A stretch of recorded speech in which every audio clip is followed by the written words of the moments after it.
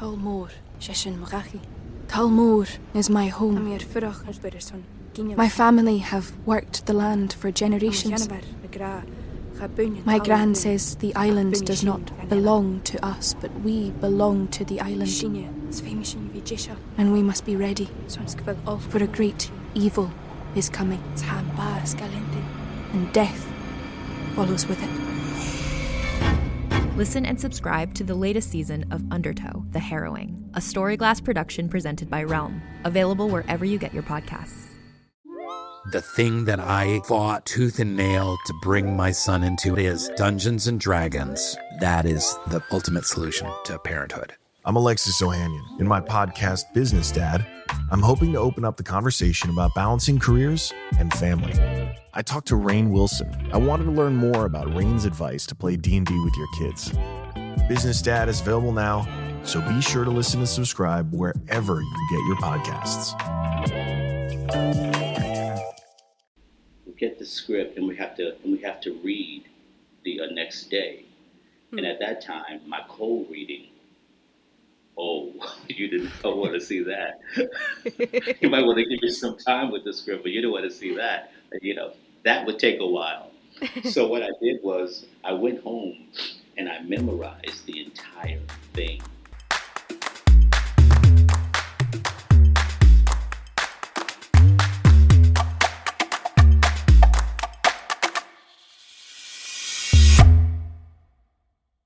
Hello, world, and welcome back to another episode of Thanks for Coming In. I'm your host, Jillian Clare. If this is the first time you're tuning in, this is the show where I speak to fellow actors about their journey in this crazy industry, and I make them share a couple bad audition stories with me.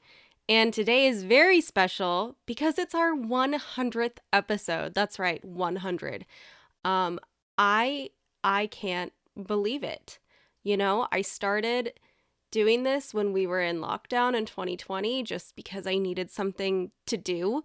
And I thought, well, I know a lot of actors and I know we all have bad audition stories, so might as well just make a thing out of it. And here we are 100 episodes later, and I am so happy that you all have enjoyed listening to the show as much as I enjoy making it. It's really fun, and I love meeting people, and I love talking to fellow artists about, everything that they've gone through and the ups and downs of their careers, and laughing at our mistakes, because it's important to laugh at your mistakes.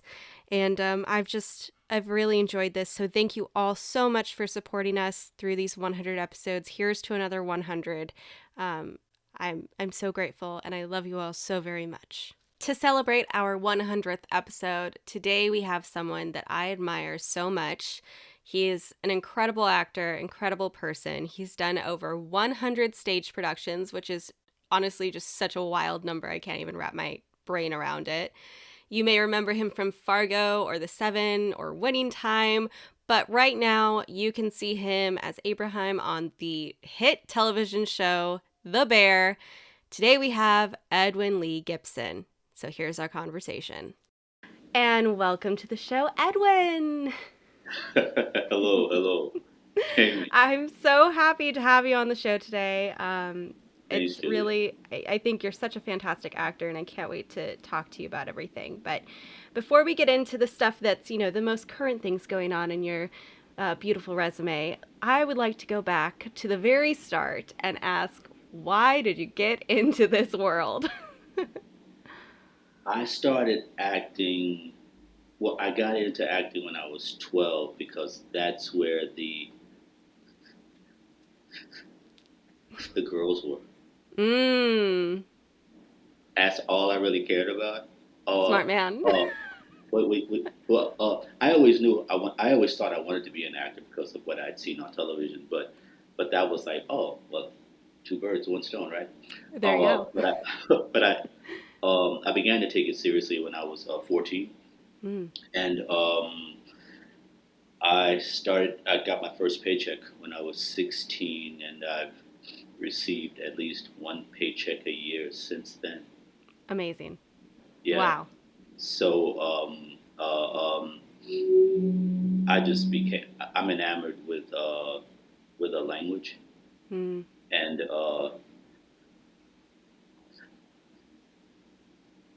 I'm a stutterer, as you can probably tell. Mm. But where most stutterers would run from language, I ran towards language. That's I beautiful. became, I became more and more curious about speech patterns and what mine did, and then these people in these worlds, well, they must have a pattern of speech. Let me try to figure out what their pattern of speech is. And so it really kind of became kind of a mathematical kind of thing, which is ironic because I actually studied mathematics in college. I've never formally trained as an actor. No way. No, my year and a half in high school was all the formal training I've had. Yeah. Wow. That's incredible. That's really amazing. So I wonder how did acting and finding your voice through performance help you with your stutter? Did it work in a certain way that maybe, a speech therapist would be like, "Hey, this is a brilliant thing to do?" Well, I go back to my dad, who was a garbage man, who probably didn't know what he was saying to me. But we were at dinner one night. I was must have been about 6 years old, and I had a really intense stuttering block. And I said, "Oh, forget it." And my dad said, "No, say what you had to say. We'll wait. Oh, your voice is important." Oh, And he probably didn't know what he was saying. He was just like saying, like, speak up for yourself. But I've always taken that, and so all the fights I had in school were because the bullying about my stutter did not bother me. mm. So, so I think I go back to that on the subject of the speech therapist. What really piqued my curiosity was she told me that I process thought at 5 times the normal rate. Oh, wow. So the misnomer I think about stuttering is that you can't get your words out. And in actuality, it's really about how your brain processes thoughts, like an entire thought. At any given time, I've got 5 complete thoughts of how to respond, even now in speaking to you. So I'm doing all of this internally and picking and choosing. So when you think about that in the context of what an actor does, I think it's given me a tremendous advantage. Also keeps my muscle working and keeps my imagination going.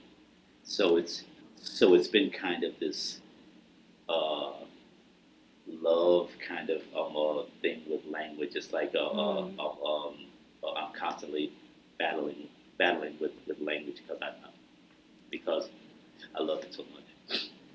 That's so interesting, though, because one of the things that you work on as an actor and that you want to be able to convey when you're portraying these characters is that internal thought process.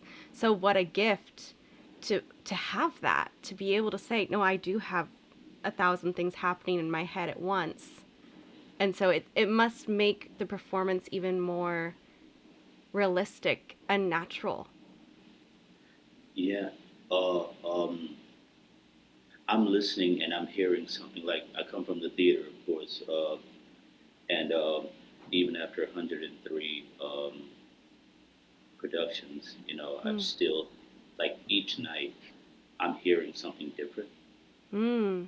So when I come back the next night, I never think an actor should do the same show every night. No. There's, where's the fun in that?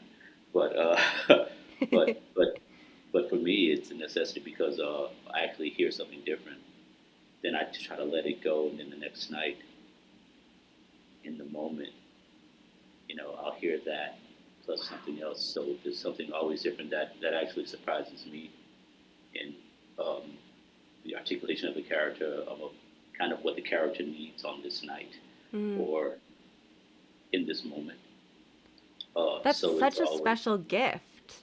It really is. yeah, It's like it's a yeah, gift as an yeah, actor to be able to do that and to let go and not have these preconceived ideas of I need to do this at this certain point, other than, blocking and all that fun stuff. yeah. But to be able to respond in such an honest way, I mean, that is truly a treasure. Yeah. I'm. You use what you have. Yeah. Yeah. You know, right? Use what you have. Yeah. So I want to know how you got into acting professionally. I mean, I know you said you've been doing it since you were a teenager, but what was that journey like for you? Were your parents supportive? Did you do it right out of high school? What was it like? Yeah. Well, here in Houston at the time in the early '80s, um, there was a program nationally called a CETA, Mm. CETA, I think it was, and it's where it gave kids jobs Mm. um, during the summer. I was fortunate enough. Well, I was fortunate enough to be part of a group of high schoolers whose job it was to act during the summer. Wow. We worked 9 to 4 Monday through Friday, and we rehearsed and performed 2 plays a year during the summer. My So, goodness. so I was doing that. I was those were my first 2 years Mm. of getting paid, um, and that's really where it began. So I count that as my professional career because I was working. Yeah, you were And getting I was, paid. If you got a yeah, check, that means you're yeah, yeah, professional. yeah. It was a minimum wage, but we worked, and I learned what goes into that work in the theater, from first rehearsal to auditioning, or from auditioning to first rehearsals to tech rehearsals, and how Mm. long those are actually even then. And so that's where it began. Wow. And you've done, like you said, 103 theater productions, which is Yeah, just a wild number. I can't even wrap I my head know. around that. Yeah, Um, I know. Yeah. but it's amazing, and I'm wondering, is there a particular production that you were a part of that you felt maybe the most connected to as an actor or as a person? Uh, I like to think that I've been really connected to them all. I mean, I don't remember every single one, but when I'm reminded of certain ones, Mm. every now and then I actually count, and I'm like, yeah, yeah, that one and that one. But most recently, um, I got to. Well, I was asked by the late great Peter Brook Mm. to come and join his theater company in Paris. Wow. So I moved to Paris and I worked there with him. He just passed last month. Oh. Anyone that knows Peter Brook knows that he's an auteur of the theater. Um, the Mahabharata that he created for it was uh, an 8 hour production. Then he scaled it down to a movie that he shot in the '90s. The original Lord of the Flies Oh, wow. um, is what he did, and like I said, he asked me to join his theater company in 2017. Mm. That time was really great because you're already in the throes of your career, of course, but then Mm-hmm. you realize that that there's still more to learn, and to Oh, be so special. there with him in the room and learning from him uh, after an O.B.I.E award, after all these other things that I've attained that actually mean well. I always say that and bus fare was going to get me on the bus, but Mm. but but those lessons, that I was able to come back with, and then when I returned to play Dick Gregory in a solo show at Mm. the arena stage. So I think those two experiences in particular, most recently, Yeah. were they stand out even when I think about everything else I've done over the past. Well, if I tell you how many years, then I'll age myself. But then my response is going to be, "This is how it's supposed to look." Yeah. So yeah, so I've been in the theater 41 years. That's incredible. Yeah, I mean, that's truly incredible. There's so many people who, you know, who want to be in theater that long and who try to be in theater that long. And the fact that you have been able to sustain a career mostly in theater, I mean, well, yeah, the roller coaster of Of the course. ups and Yes, downs. of But I course, mean, of course. it's incredible that 41 Yeah. years later, you're still able to get on that stage and you're still booking. I mean, that's amazing.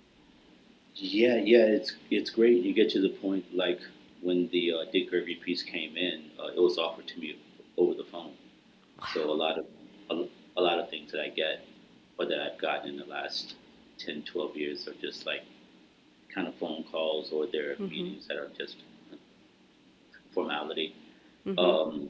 But the great Jack Doolin, casting director in New York, or it used to be a New York Theater Workshop where I worked a lot. He called me and was like, Edwin, where are you now? I was like, I'm in Paris, Jack. He said, well, there's this great play, Turn Me Loose. It's about Dick Gregory, and your name keeps coming up.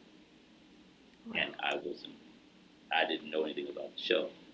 And so I came back and did that. It was such a wonderful experience. That's amazing. Yeah. So I'm wondering, when did you start doing television and film? Has it always been kind of weaved throughout, or was there a certain point where you were like, maybe I'll try doing this too? Yeah, it was always weaved in and out. I guess I come from this era of actors that say that they are theater actors. I'm a theater actor. I do theater. Mm-hmm. I always loved TV and film as well. It was just really about how to exercise my muscle differently. Mm. And so I guess over the past 15 years, I started to do more TV and film work, and that started to become more now. And I had one of my former students. I was the co-theater program director in a conservatory in New York City for about 9 years. Wow. And about 4 years after I left, I had one of my students tell me, Mr. Gibson, you're really, really great in the theater, and we all know that, but I think more people need to see you. Mm. So I think you should really consider TV and film. And now she was like a senior in high school when she told me this. That's Oh how my she gosh. articulated it. But that's so sweet that she recognized your talent and said everyone needs to see this. Not just the people who are local who can pay the price of the theater ticket. It's Yeah. everyone needs to see how brilliant Well, you are. and she articulated it that way, and I'd always felt like I wanted to, but then I was like, okay, well, let's just dive headfirst into this more and more, Hmm. and started doing that. And then when did Fargo come about for you? Oh wow! In 2020, I went to Arts Emerson. I was doing a play at Arts Emerson, and you get these requests for self tapes, Mm-hmm. and my manager told me that I'd auditioned for. I'd read for Fargo a couple of times, but I didn't remember there's so much stuff that happened. But this one particular role I read for, one night after a show, I came back and I put it on tape, and didn't hear anything. And then after the show closed, I was on my way to Los Angeles, and I got there, and 2 weeks after I got there, I get a call that we want to cast you in the role of Happy in Wow. Fargo, and then the whole COVID hit. Oh wow. So the week before I was supposed to go out and shoot, they said we have to cancel everything. I had a feeling that LA was gonna get crazy, so a very dear friend of mine has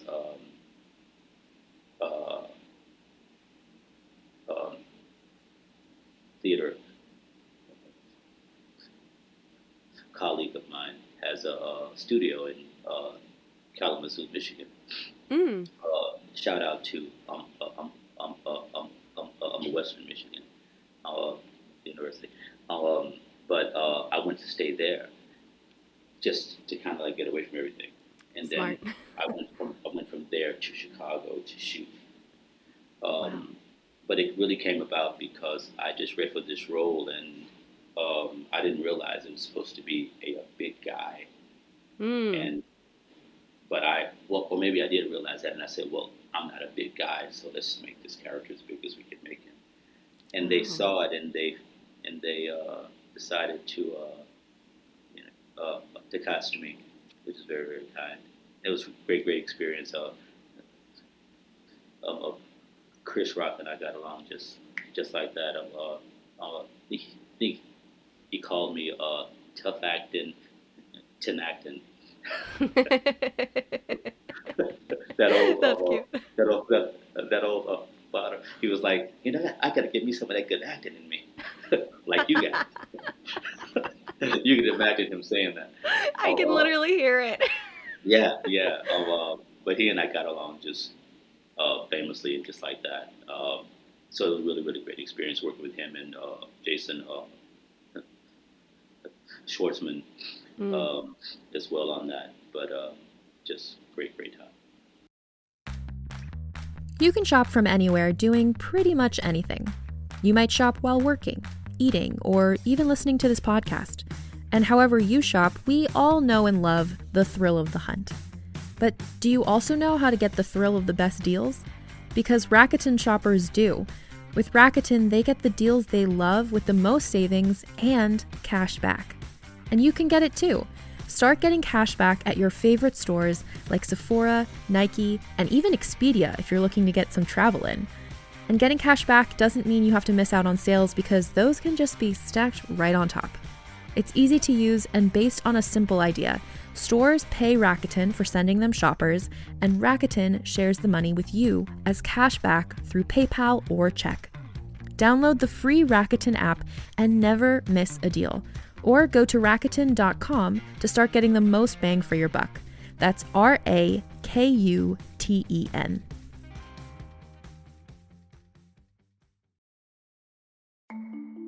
As a podcast network, our first priority has always been audio and the stories we're able to share with you. But we also sell merch, and organizing that was made both possible and easy with Shopify. Shopify is the global commerce platform that helps you sell and grow at every stage of your business, from the launch your online shop stage all the way to the did we just hit 1 million orders stage. Whether you're selling scented soap or offering outdoor outfits, Shopify helps you sell everywhere. They have an all-in-one e-commerce platform and in-person POS system, so wherever and whatever you're selling, Shopify's got you covered.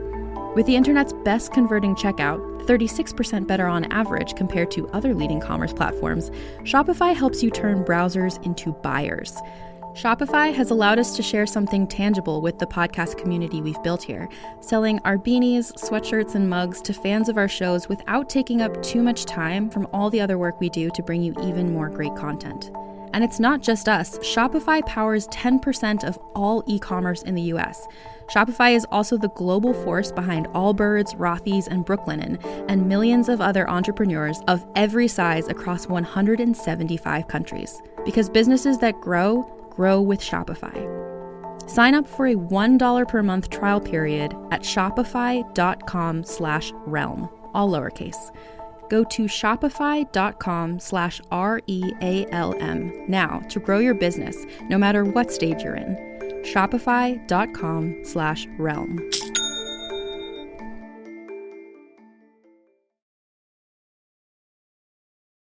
And you're currently on what is one of my favorite shows right now, which is The Bear. Yeah. It's so good. I loved Jeremy Allen White in Shameless, and I was so excited for this. And then when I tuned in, it obviously wasn't, I don't know what I was expecting, but it wasn't what I was expecting. And then when I tuned in, I was like, holy crap, this is like the most realistic show that is about a kitchen. I mean, it's so realistic and the characters are so well-rounded. And I want to know what your process was of getting that role and also what it was like on set. I mean, I can imagine some of the stuff that was happening was probably improvised as well because y'all are just yelling at each other so much. Yeah. Luckily, Ibrahim doesn't do so much of that.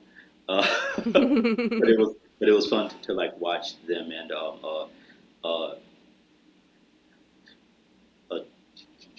Jeremy is such a really cool young young cat, really fine actor, really great person, giving. He and Evan and Io and Lionel, who plays Marcus, and my dear friend Liza Colon-Zayas, who plays Latina. She and I go back to New York theater together. We've known each other for about, well, I don't want to age her, so I won't tell you how far back we go. Because, Liza will call you up and say, hey, man. So,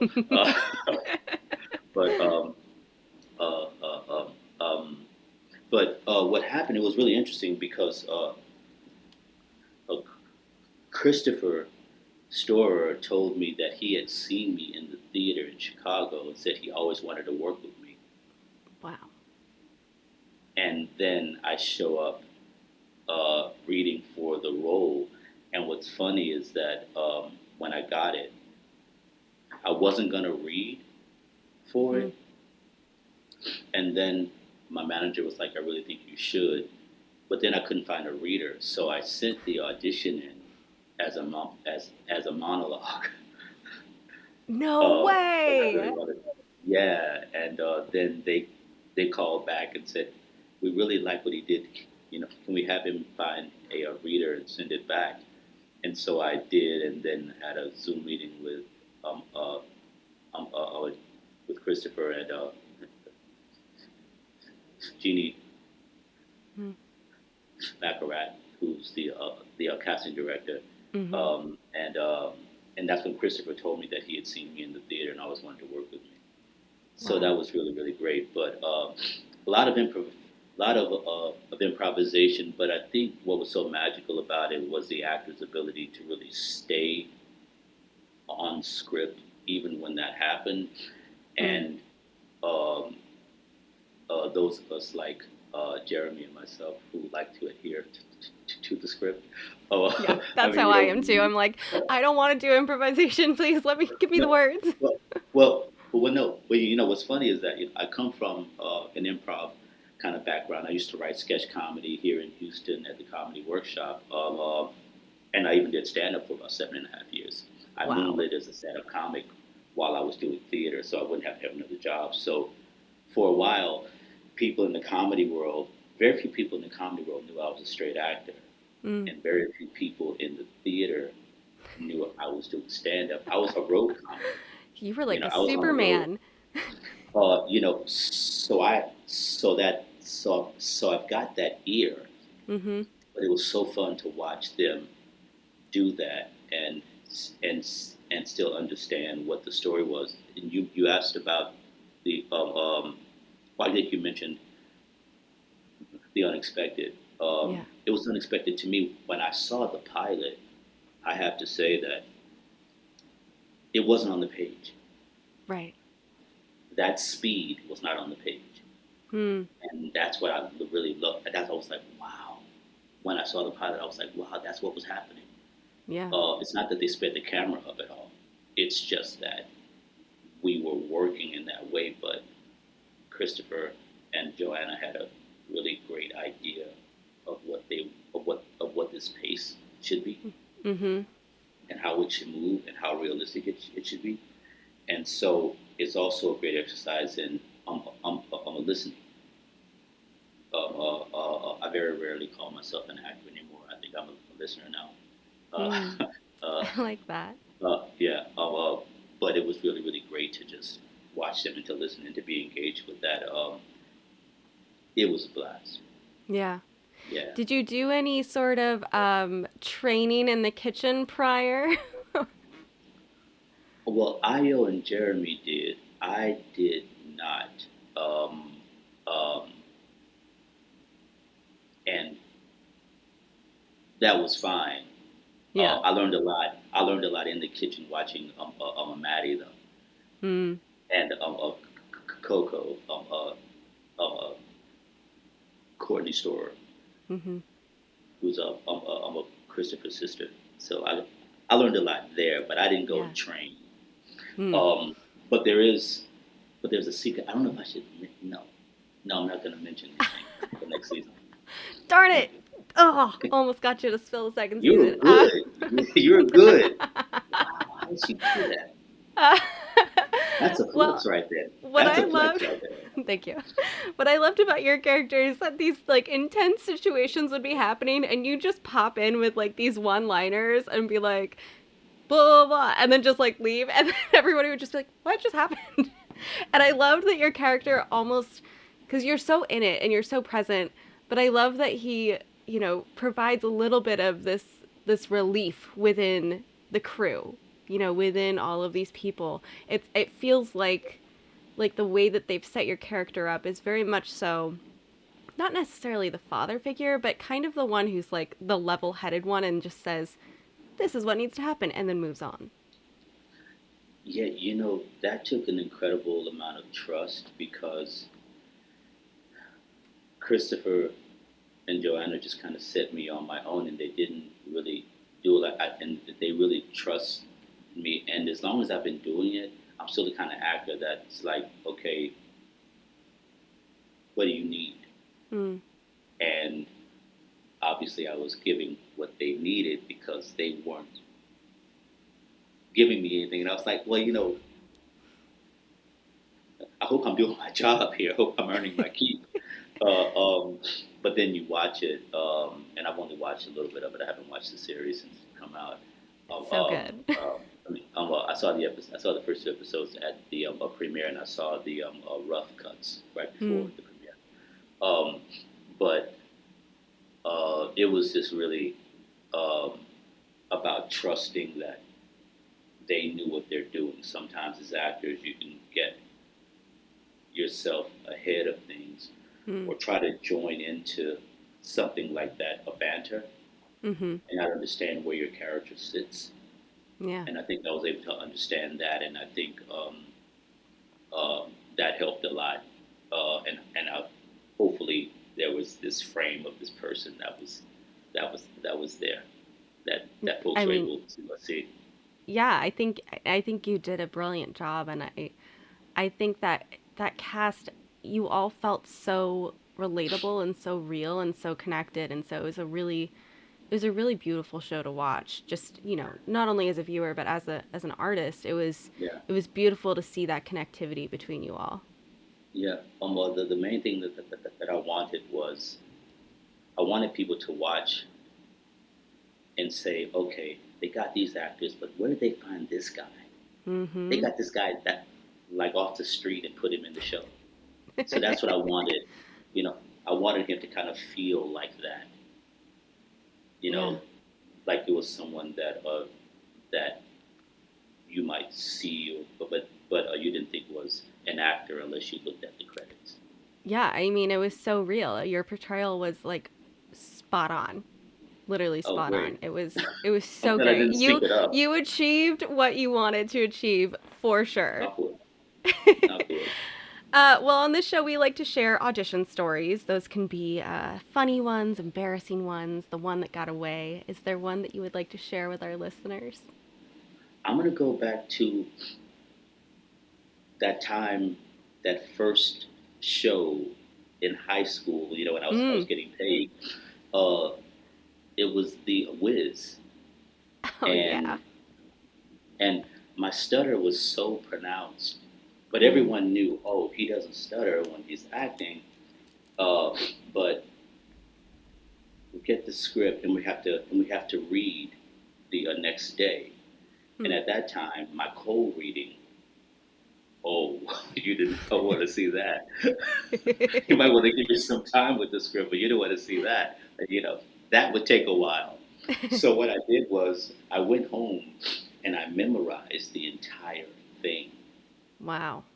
And when I came back the next day and I was reading, I was auditioning because we all come in together, but then you audition for parts and blah, blah, blah.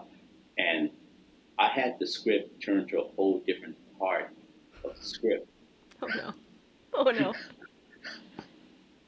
Because I had memorized it. But if I was looking at it, it wouldn't have been a good thing at all. Yeah. And so I was cast as the Tin Man in The Wiz, and I was the only principal that was not double cast. Wow. So Fancy yeah, man. I still remember that one. One that got away. Uh, well, I'll tell you the story. I read for Chicago PD a few years ago, and Eric LaSalle had just come on as executive producer. People that don't know Eric LaSalle, really fine actor. The first Coming to America, played Sherry. Yeah. Sherry Headley's a boyfriend, but also did, what was that show, that the doctor's show that he was on? I forget, but I feel like there's so many doctor shows. ER. ER, ER. yes.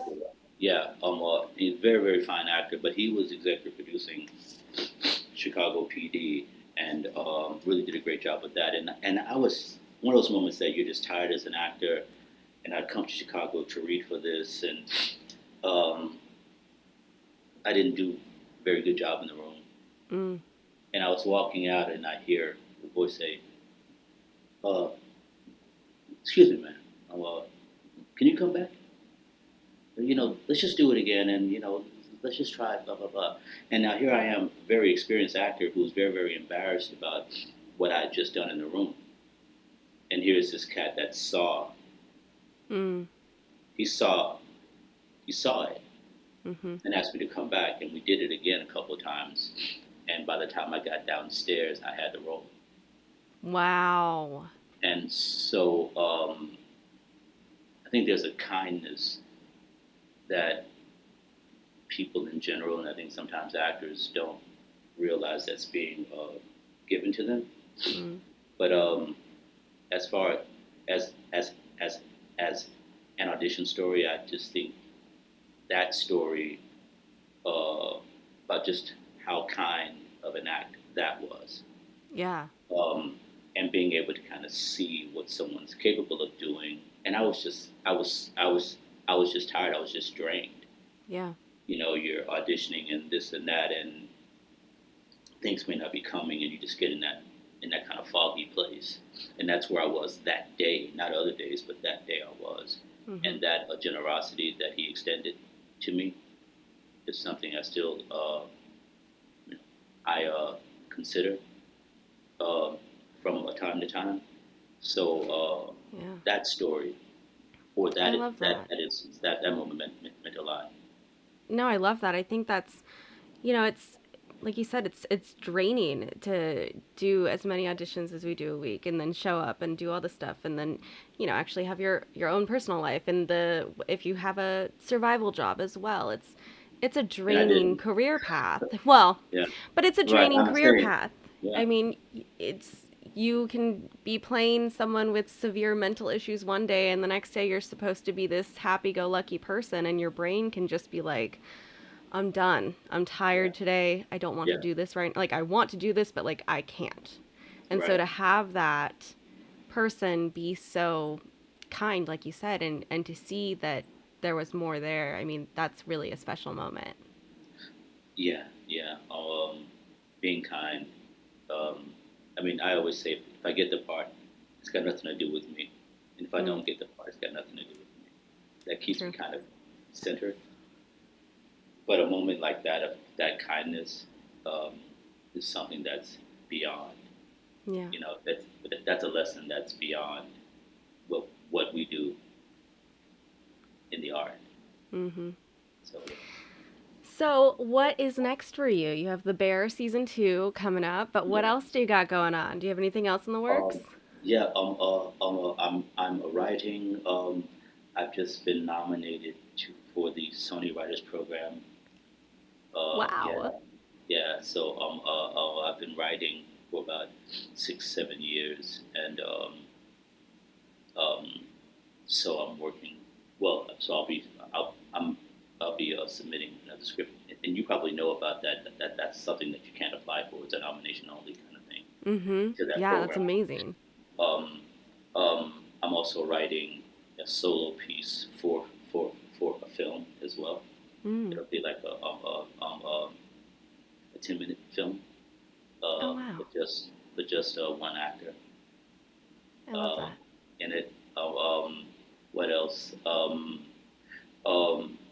There's a series that I worked on when I got back from the Bear called Unprisoned. Hmm. And that stars Kerry Washington and Delroy Lindo. Wow. And I'll be playing. I played his old friend from The Joint. And the guy that she calls Uncle Fox, because that's his character's name is Fox. Cute. So I think that's going to be coming in at the beginning of 2023. Amazing.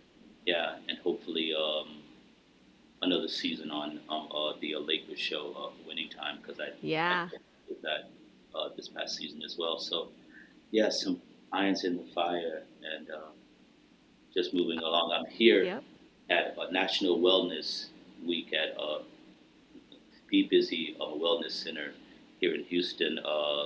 Old high school buddy of mine from the drama club, Norman Mitchell, started this whole thing. So I'm here at this thing, and I'm actually in one of the rooms, one of the examining rooms. But but you have to make it work, right? You got to make it work always. Yeah. Well, yeah. But those are what's coming up, and smoking cigars. And smoking cigars. Yes. Smoking cigars. That's my other thing. Yeah. I like it. You found what keeps you happy in the interim. Yeah, definitely. Well, I've so enjoyed having you on the show, and really I can't wait to Thank see you so everything else that you do, because I think you're such a special actor, and I've really enjoyed this conversation. So thank you so much for coming on. Thanks for having me so much, and our connection. That was kind of interesting too, right? How we were connected. That's very, very interesting. So it is funny. So shout out to that, and congratulations to you on the new digs that you have at Realm. Is it? Yeah. Thank you. Yeah. See, you didn't think out. Aha. See, I know what's happening with you. Yes, we're very excited. And yeah, I'm sure you are. And really, congratulations. I think I listened to about 5 of your shows before this, and I was just like, wow. I can't wait to. Thank you for listening. Of course. Coming on the show, we had such a great time, and I so enjoyed him. If you haven't watched The Bear, I don't know what you're doing. You need to go watch The Bear like ASAP, because it's probably my favorite television show of the year. So go watch The Bear. Tune in next week. We have Kaden Mueller-Jansen. She is from the new Disney television series called Villains of the Valley. She's so adorable. We had such a great time. And happy 100th episode, everybody. We did it. 100 episodes in the can. How wild is that? If you're not subscribed to the show, make sure you hit that subscribe button and leave us some love. And as always, thanks for coming in.